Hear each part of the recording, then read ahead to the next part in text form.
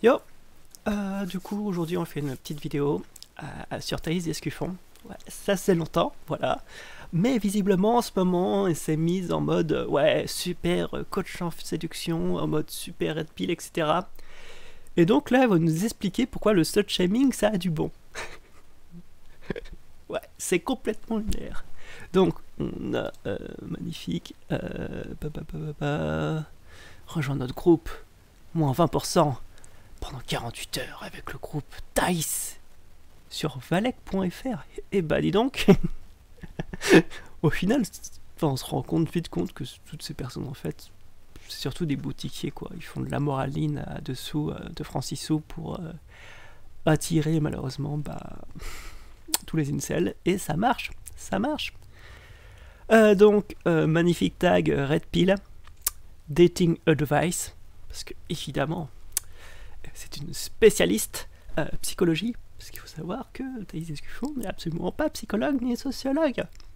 Et même avoir des diplômes de sociologie, ça ne garantit pas que tu n'utilises pas de la merde. Un homme qui Donc couche c'est avec beaucoup parti. de femmes, c'est un séducteur et un playboy. Les autres hommes veulent être comme lui et les autres femmes veulent être avec lui. Au contraire, une femme qui couche avec beaucoup d'hommes, c'est une fille facile, voire une salope. Les hommes, comme les femmes, la méprisent. Vous avez déjà entendu ce genre de propos dans la vie de tous les jours ou dans les médias. L'idée derrière cette remarque, c'est qu'il y aurait un deux poids deux mesures dans la sexualité. La promiscuité, c'est une qualité pour un homme et un défaut impardonnable pour une femme.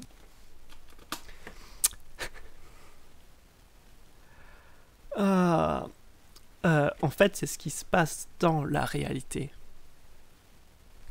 Et justement, les personnes sont là en train de dire, on s'en fout en fait. Le body count, ça c'est complètement stupide en fait. C'est pas le nombre de partenaires que tu as eu ou ceux que tu n'as pas eu qui vont te définir en tant que qualité, en tant qu'être humain, c'est tout. Ça s'appelle juste du bon sens. On ne jouerait pas à égalité parce qu'il serait glorieux pour un homme de conquérir des femmes, alors qu'il serait honteux pour une femme de se laisser conquérir. Cette idée est très révélatrice, mais pas de la façon dont vous croyez, et c'est ce qu'on va voir. Stigmatiser une fille facile soit parce qu'elle couche au premier encart, soit parce qu'elle vend son corps sur OnlyFans, ça a un nom. On appelle ça le slut-shaming, qu'on pourrait traduire par couvrir les salopes de honte. Je m'excuse par avance pour cette vulgarité, mais que voulez-vous, ce n'est pas moi qui ai choisi le nom de cette pratique. Tu n'as pas besoin d'être vulgaire pour dire de la merde et dire des choses très offensantes. Enfin bref. Oui, donc ça s'appelle du slut-shaming et c'est puni par la loi. Le slut-shaming, c'est une injustice ignoble construite par le patriarcat. Depuis la nuit des temps, les hommes se seraient sentis menacés par les femmes à la sexualité libérée. Et donc, ils auraient mis en place le slut-shaming pour discipliner les femmes et les garder bien soumises. Non, en fait, il n'y a pas de grand complot comme ça. En fait, ça s'est fait puisque du coup, les hommes étaient en position de force. Et voilà, ça s'est fait petit à petit au niveau des traditions, etc. Et ça s'est perpétré. Comme quoi, déjà de base, avant, il y avait le mariage qui s'est créé, etc. Et donc, les hommes qui avaient des aventures, ils n'avaient pas trop de problèmes, alors que les femmes, tout de suite, ça pouvait être très grave. Même dans certaines cultures, elles sont tuées, si jamais. Bref. Donc il y a toujours eu un deux poids deux mesures, effectivement. Parce que c'est comme ça, c'est des stéréotypes, ce sont des trucs à la con qui sont restés. Ça, c'est le discours dominant qu'on entend partout. Les articles pour dénoncer l'injustice du slut-shaming sont d'ailleurs légion. Autant. C'est le discours dominant, alors que nous, notre discours, il n'est pas du tout dominant, c'est vrai. Ah là là là là là là. Oh là là, mais c'est dingue, à chaque fois cette victimisation à outrance disant oui, nous ne sommes pas le discours dominant. Je sais pas, ça me paraît logique de ne pas insulter une personne parce qu'elle a eu tant ou tant de relations sexuelles.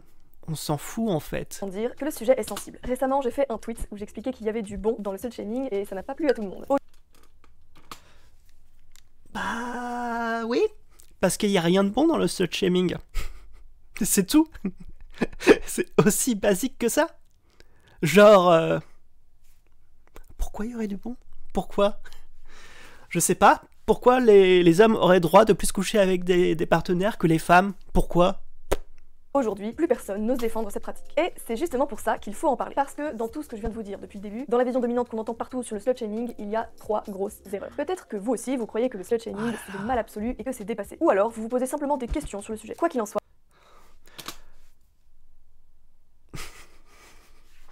C'est Comme si disait quelqu'un, vous vous demandez à poser la question si insulter quelqu'un c'est mal.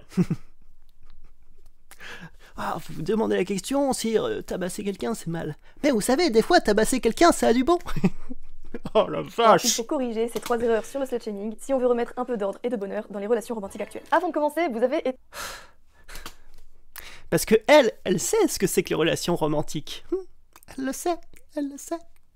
C'est pas comme si elle disait que c'est terrible, la destruction du mariage, la destruction des hommes et des femmes. Parce que ouais, ils sont toujours dans le truc. Ouin, ouin, ouin, c'est la fin du monde. Avant c'était mieux, vous savez, c'était mieux avant. Ouais. Les fameux, mais visiblement, elle se rend pas compte que pour la plupart des personnes, ça se passe plutôt bien en fait. Voilà. Et que, non, en fait, juste insulter une fille parce qu'elle se met en tenue sexy, etc., ça n'a rien de positif, ça n'aura jamais rien de positif, en fait. C'est juste se comporter comme une merde. J'étais très nombreux à me faire remarquer que la qualité visuelle de mon contenu s'était considérablement améliorée. Effectivement, en tant que créatrice de contenu, il est très important pour moi de vous proposer de la qualité. C'est pour cette raison qu'aujourd'hui, j'aimerais vous parler de la formation montage que j'ai suivie. Elle est... Ah, si seulement tu pouvais, je sais pas, suivre une formation en sociologie. Ça pourrait être utile plutôt que de raconter de la merde sur internet. Parce que bon, ta formation montage là que tu nous vends. Attends. Non. Ah non, c'est Vakek. Ah, je croyais que c'était Valek. Quoi? Attends. Valek Pro Studio. Oh, mais ils s'entresucent. Mais c'est incroyable. Waouh. 289 balles.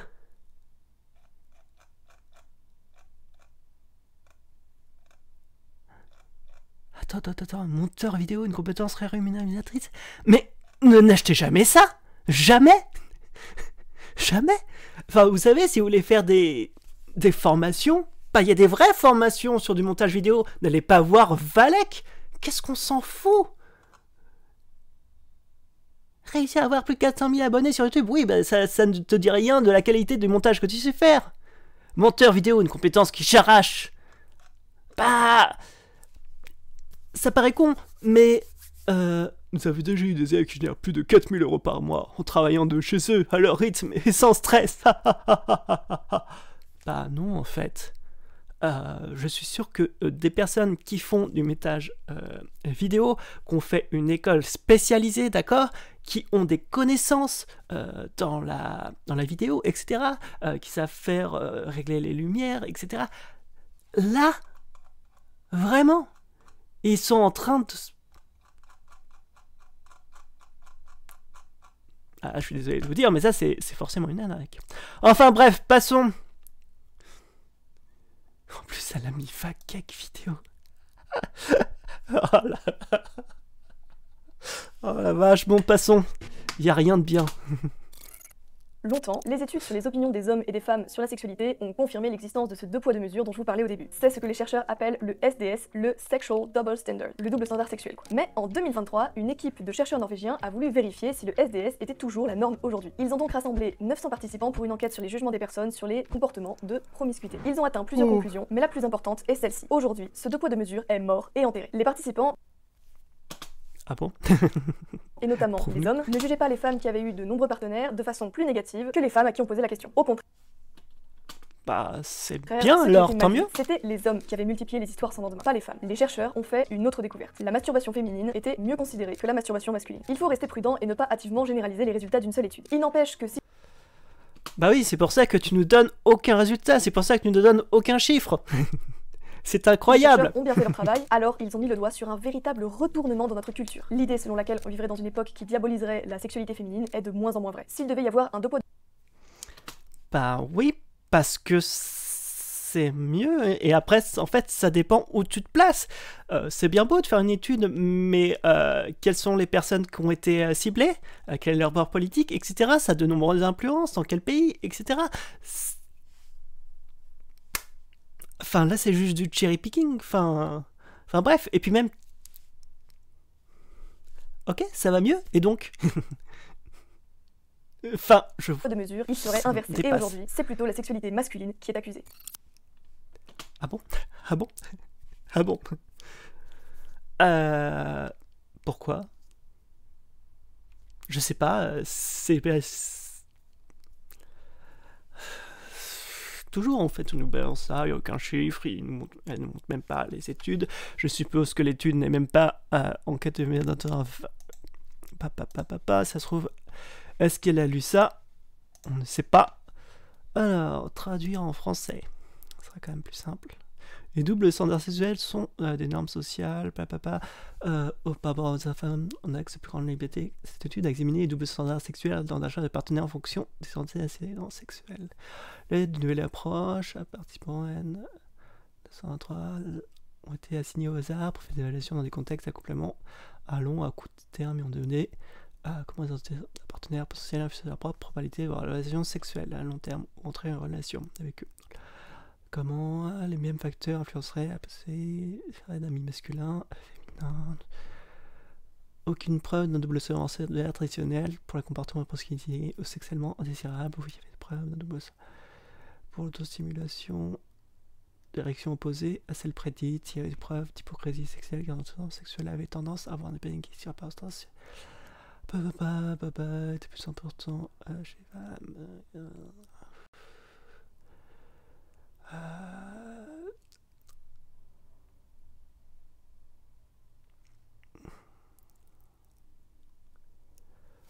Ok, vite fait, ouais. Bref.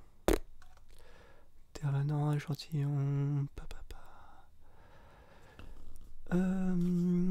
pour accroître l'homogénéité, seuls les participants hétérosexuels et des étudiants âgés de 30 ans et moins ont été inclus dans des analyses de données. Ok. Ouais, enfin, ils ont fait ça chez des personnes jeunes, donc ouais, les résultats sont pas très surprenants, mais bon. Ouais, pas. Je vois pas pourquoi ça serait une erreur, enfin bref. Tout le monde le sait, ce sont les hommes qui insultent les filles faciles. Alors que les filles, elles, se serrent les coudes contre le patriarcat quoi qu'il arrive. Et c'est faux. Le slut-shaming n'est pas le monopole des hommes. Les femmes aussi le pratiquent. Et en tant que femme, je suis bien placée pour le savoir. N'importe quel groupe de filles pourra prononcer les pires erreurs sur une fille dont le body count est trop élevé. Le plus amusant, c'est que les filles faciles méprisent elles-mêmes les autres filles légères. C'est ce qu'a révélé une étude publiée en 2013. On a séparé des participantes en plusieurs groupes avant de leur donner le profil d'une jeune femme fictive nommée Joanne. Mais personne a dit que les femmes ne se taclaient pas entre elles en fait. Là, tu nous fais juste des hommes de paille. Et donc, parce que en fait, tout ce que tu nous dis, c'est des mensonges. Donc le slut-shaming, c'est bien. Mais attends, que le slut-shaming vienne d'hommes ou de femmes, en quoi ça rend la chose bien ou mauvaise? Ça reste mauvais dans tous les cas. C'est parce que c'est une norme sociétale, tu vois. Et toutes les personnes, voilà, vont avoir tendance à se faire accuser plus elles ont de partenaires sexuels. Dans les deux groupes, les informations données sur Joanne. C'est par exemple pareil sur l'obésité. C'est quelque chose de sociétal. À une différence près. Dans un cas, Joanne n'a eu que 2 partenaires, dans l'autre, elle en a eu 20. Or, le groupe de femmes qui a eu la version de Joanne, fille facile, était beaucoup plus sévère avec elle, la jugeant plus instable émotionnellement et moins compétente que la version avec seulement 2 partenaires. Ce jugement était le même pour les femmes qui, dans leur questionnaire personnel, avaient répondu qu'elles avaient des opinions modernes sur la sexualité et qu'elles avaient elles-mêmes eu un nombre élevé de partenaires. Bref, les filles n'aiment pas les sluts et les autres sluts non plus. Parce que c'est quelque chose qui est ancré dans la société, mais pas que pour les femmes en fait, les hommes aussi. Enfin, ils n'arrivent pas à comprendre en fait le concept de systémique. D'accord? C'est une discrimination systémique. La réputation, c'est un moyen de contrôle social. C'est un ciment qui s'assure que les gens ne font pas n'importe quoi parce qu'ils sont attachés à l'opinion que les autres vont avoir sur eux. Si vous avez la réputation d'être un arnaqueur, plus personne ne voudra faire d'affaires avec vous. C'est très bien puisque ça évitera à d'autres gens de se faire arnaquer. Le slut-shaming, c'est la même chose. C'est un mécanisme de réputation qui permet de réguler les comportements. Voilà ce qu'en... What? Réguler les comportements? Pourquoi? Parce que coucher avec plusieurs partenaires c'est mal, donc du coup il faut faire regardez, c'est Chris Williamson, un youtubeur américain. Female promiscuity has a tragedy of the commons effect in the mating market. One woman offers blowjobs on the second date, it's harder for other women to keep them in reserve until the fourth date as their special treat. This creates a downward spiral of young women feeling like they have to offer more. Mais vous On est en train de vomir. Putain, mais arrêtez de juger.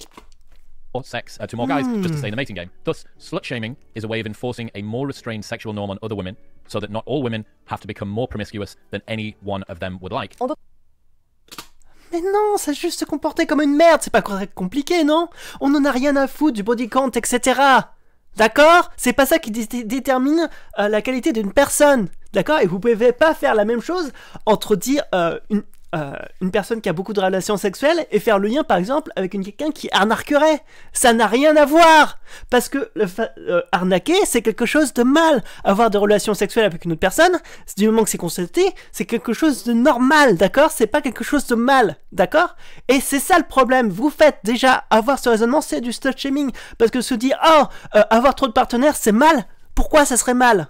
En d'autres termes, le slut shaming empêche que la société ne se transforme en orgie permanente. Ce qui permet Non, non, non, non, non, et non. Les gens sont capables d'avoir une autonomie, ils sont capables de se réserver. Putain, mais c'est comme si on nous disait... Enfin, je sais pas, les gens ont une morale, etc. C'est pas parce que y a plus de shaming que tout d'un coup tout le monde va toucher avec tout le monde et c'est partout, faut arrêter les conneries. permet entre autres de former des relations basées sur autre chose que la gratification sexuelle. En bref, c'est un mécanisme qui permet à la famille de se former. Une femme doit cultiver d'autres qualités. Quoi? Mais c'est quoi ces merdes? En quoi insulter des femmes, ça permet à la famille de se former? D'accord? Si vous pensiez autrement l'amour que par le sexe, d'accord? On se met avec quelqu'un qu'on aime parce qu'on a envie de passer du temps avec lui, d'accord? Pas juste à côté du sexe. C'est quoi votre vision du monde? D'accord? Les gens ne sont pas obsédés par le sexe. Arrêtez, c'est pas parce que c'est votre obsession que c'est le cas pour tout le monde. C'est simple attirance physique pour séduire et un homme doit apprendre à rechercher autre chose chez une femme que la simple récompense physique. Quand on dépasse le stade seulement physique, on peut penser à s'engager ensemble. Donc oui, la société impose une... Mais c'est vous qui parlez de trucs physiques non-stop. Vous prenez les humains comme des vagins à pattes, c'est tout. Et vous vous dites, oh regardez celle-là, ça va être vachement bien. Allons l'insulter gracieusement parce que visiblement avoir des relations en tant que femme c'est mal, c'est le diable, c'est le shaitan. Alors que pour un homme on s'en fout, c'est quoi cette merde? Tu t'écoutes quand tu parles?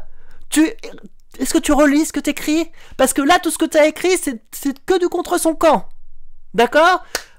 Il y a de moins en moins de double standard et c'est mieux. Est-ce que, du coup, la société est en train de s'effondrer? Non. Et si la société s'effondre, ce n'est pas à cause de ça, d'accord? Putain. Une forme de contrôle sur les comportements féminins. Mais parce que c'est utile, et notamment pour les femmes elles-mêmes, qui supportent très mal d'être... Bah non, c'est pas utile, c'est juste de contrôle, c'est de la manipulation, comment vous êtes positif? Si le slut-shaming venait à disparaître, on n'assisterait pas à l'avènement d'une nouvelle société libérée, où les femmes seraient émancipées de la simple condition d'objet sexuel que les hommes forcent sur elles. Mais putain, le problème c'est que les hommes les voient comme des objets sexuels. Arrêtez de faire des darvons, c'est pas possible de se dire oh tiens, c'est la faute des femmes si les hommes les voient que comme des objets sexuels. C'est complètement stupide, d'accord? Vous allez pas dire à un enfant que c'est de sa faute s'il attire les pédophiles. Faut arrêter d'être con. Ouais, exactement, le contraire. Mais il ne faut pas croire que ce genre de mécanisme ne s'applique qu'aux femmes. La même chose existe pour les hommes, non pas sur le plan sexuel, mais sur le plan économique et relationnel. C'est ce que Chris... Ah bon? Ah bon? Ah bon? Voyons. Bah prouve-le! Le simp shaming. Male resource commitment has a tragedy of the commons. Mais c'est qui ce type? Le simp shaming? Sérieux? Sérieusement? Foutez de nos gueules. Tout ça parce qu'il y a 2-3 branlos sur Twitch, etc. qui sont simp et qui balancent des fortunes sur leurs streameuses. Et vous faites ça pour une généralité? Et vous vous dites sociologue, mais vous foutez de notre gueule. In the mating market, if one man offers gifts and resources by the second date, it's harder for the other men to keep them in reserve until the fourth date as their special treat. Mais c'est qui ce gars? On s'en branle. C'est Didier Lindsay là qui est sur son truc et dit ah moi je sais que mieux que les This autres. creates a downward spiral of young Putain. men feeling like they have to offer more and more gifts to more and more women just to stay in the mating game. Thus, simp shaming is a way of enforcing a more restrained resource-giving norm. Bah non, ça n'existe pas. En fait, si vous sortiez un petit peu de votre bulle de filtre et que vous bulle de filtre et que vous sortiez, vous saviez dans le monde réel, vous savez, là où il y a des relations normales avec des vrais individus, tu sais, où tu peux parler en direct, où tu penses pas que le monde c'est juste c'est la catastrophe. Il y a des Godzilla partout et le monde est en train de se détruire. Il y a que des D'ailleurs, sur toutes les rues, il y a des orgies partout, c'est bien connu. Et puis on croise surtout des trans à cheveux bleus tous les 2 mètres, c'est bien connu. On other men, so that not all men have to become more resource committed than any of them would like. Similarly, this explains why men are mostly the enforcers of simp shaming, because men have an incentive to stop simps from cheapening the value of all men's resources. If women give sex without commitment, it cheapens the value of sex. If men give resources or commitment without sex, it cheapens the value of resources and commitment. Vous vous rendez compte que juste ces personnes sont en train de juste baser les relations amoureuses juste comme si ils parlaient de voitures ou de choses comme ça. C'est dingue en fait. Au Damant, vous voyez, il y a des personnes qui s'aiment, et comme ils s'aiment, et qui ont une attirance sexuelle, bah, ils vont faire l'amour pour se faire mutuellement plaisir, vous voyez. Enfin, le sexe, c'est pas un marché, d'accord? Arrêtez de penser les relations comme des choses économiques, ça marche pas comme ça, En bref, chaque homme et chaque femme font partie de leur équipe respective, et nos comportements individuels ont des conséquences sur tous les autres membres de l'équipe. Le slut-shaming et le simp-shaming sont des façons d'éviter la concurrence déloyale. Non, c'est juste des connards qui trouvent des options pour juste rabasser des femmes ou des hommes. Voilà, En évitant fin que de les l'histoire. hommes en mal de sexe et les femmes en mal de relation ne cassent les prix pour tout le monde. Et c'est pour ça que je défends le slut. Parce que c'est bien sûr, tu sais, des femmes qui ne demandent pas de sexe, c'est vrai que ça n'arrive jamais. Des hommes en mode de relation, c'est vrai que ça n'arrive jamais. Des hommes en mode d'attention non plus. C'est une façon de limiter le pouvoir des filles faciles et surtout, à notre époque, des princesses surpuissantes d'OnlyFans. Ces filles luttent contre le slut-shaming parce que c'est une attaque directe contre leur business qui fonctionne. Hein? Non. Sérieux, c'est pas parce que y a quelques filles sur OnlyFans qui se font du pognon que c'est le cas pour tout le monde en fait. Enfin, je suis désolé, mais pour une fille qui réussit sur OnlyFans, il y en a des milliers d'autres pour qui ça ne réussit jamais. Donc arrêtez avec vos conneries, c'est comme avec YouTube. C'est facile de dire quand... en fait, c'est le biais du survivant. C'est facile, par exemple, quand on voit Elon Musk qui a réussi. Bah ouais, mais il a réussi par rapport à combien qui ont foiré. Parce que là, ça se compte en 10 puissance, je sais pas combien, mais beaucoup plus. Vous voyez ? Enfin bref. Fonctionne sur la frustration masculine. Et c'est justement pour ça qu'elle mérite qu'on dise les choses telles qu'elles sont. Des allumeuses qui s'enrichissent sur la misère masculine et qui polluent les attentes que les hommes ont dans les femmes de leur quotidien. Elles rendent... Je suis désolé, mais la plupart des hommes, d'accord, ne vont pas sur OnlyFans pour payer des photos personnalisées sexuelles. Voilà, la plupart des personnes bossent, etc. Ils sont en couple, voilà, ils sont en famille.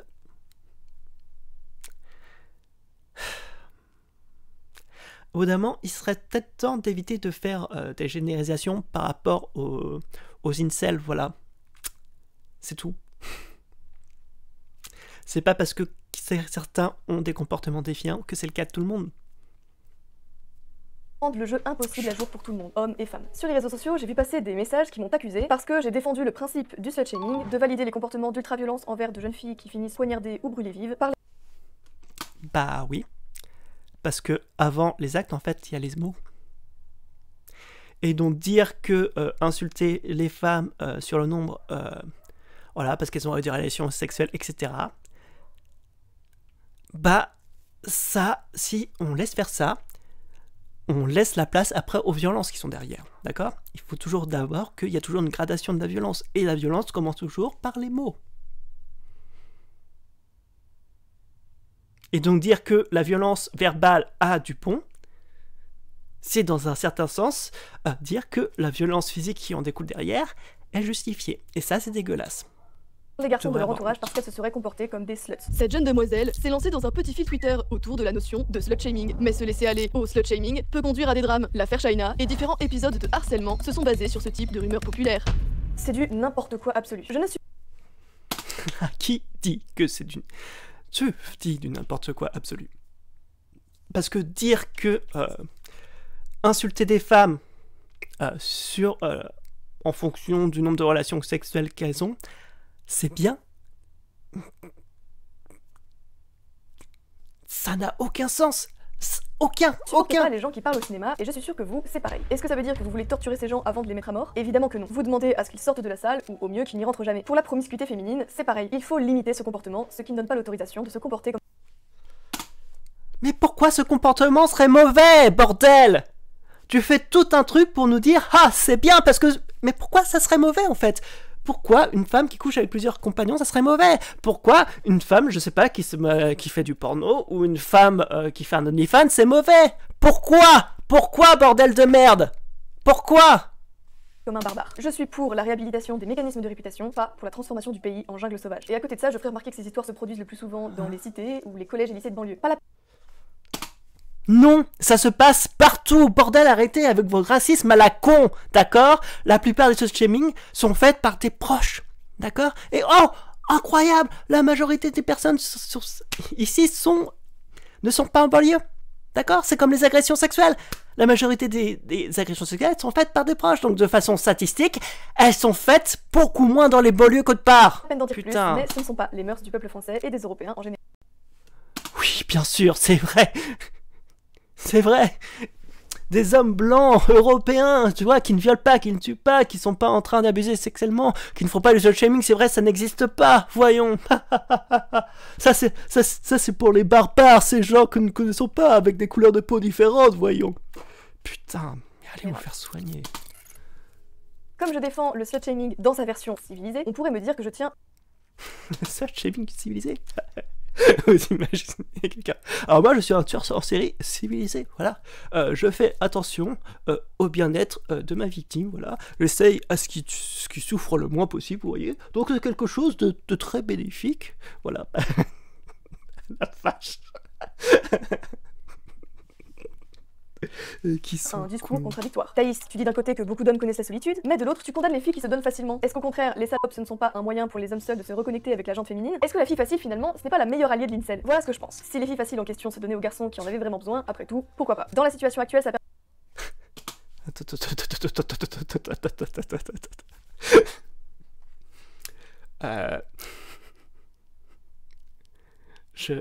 En fait, c'est pas compliqué. Si les incels sont incels, c'est pas pour rien. C'est sûr que si tu t'insultes en fait les femmes, c'est sûr que les femmes ne veulent pas être avec toi.